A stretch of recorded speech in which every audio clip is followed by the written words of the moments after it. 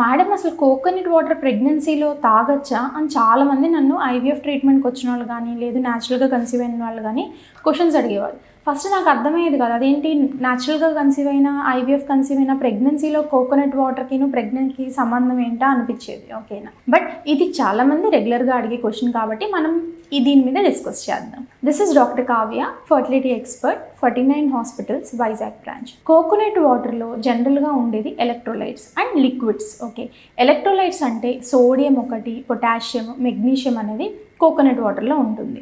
Nothing more than that. Coconut water తాగడం మూలంగా advantages ఎక్కువ ఉంటాయి. అంటే మనకి హైడ్రేషన్కి యూజ్ అవుతుంది. కొంతమందికి మార్నింగ్ సిక్నెస్లో ఏంటి అంటే ఏమీ తాగలేదు, కోకోనట్ వాటర్ ఎంటీ స్టమక్లో తీసుకోవడం ద్వారా మార్నింగ్ సిక్నెస్ తగ్గే అవకాశం అనేది ఉంటుంది. హైడ్రేట్ చేసుకోవడం ద్వారా కాన్స్టిపేషన్ ప్రాబ్లమ్స్ రాకుండా ఉంటాయి అన్నమాట. సో ఇవన్నీ కోకోనట్ వాటర్కి ఉండే అడ్వాంటేజెస్. మరి అసలు ఎందుకు తాగకూడదు అంటే, ఈ కోకోనట్ వాటర్ అనేది ఇదివరకు లాగా బోండాల్లో ఎవరు తాగట్లేదు. జిన్ బాటిల్స్ కానీ ఇంటికి తీసుకొచ్చుకోవడం కానీ ప్లాస్టిక్ బాటిల్స్ యూజ్ చేయడం కానీ అట్లాంటి ద్వారా ఏంటి అంటే అన్నెసెసరీ ప్లాస్టిక్స్ అనేవి మన బాడీలోకి వెళ్తాయి. కాబట్టి కోకోనట్ వాటర్ అనేది ఇప్పుడు ఎందుకులే అవాయిడ్ చేద్దామని చాలా మంది చెప్పుకుంటారు. బట్ తీసుకోవాల్సిన విధానం ఏంటి, డైరెక్ట్లీ కొబ్బరి బోండంలో నుంచి కొబ్బరి నీళ్లు తాగాల్సి అనేది ఉంటుంది అనమాట. బాటిల్స్ అనేది యూజ్ చేయకూడదు. ఎస్పెషల్లీ ఏంటి అంటే ఇప్పుడు కోకోనట్ వాటర్ అనేది టిన్స్ లో కూడా దొరుకుతుంది, ఫ్రూటీ ప్యాకెట్స్ లో కూడా దొరుకుతుంది. దాంట్లో యాడెడ్ షుగర్స్ ఉంటాయి, అవి తీసుకోకూడదు. అండ్ కోకోనట్ వాటర్ ఎవరెవరు తీసుకోకూడదు అంటే జెస్టేషనల్ డయాబెటీస్ కానీ డయాబెటీస్ ముందు నుంచి ఉన్న వాళ్ళు కానీ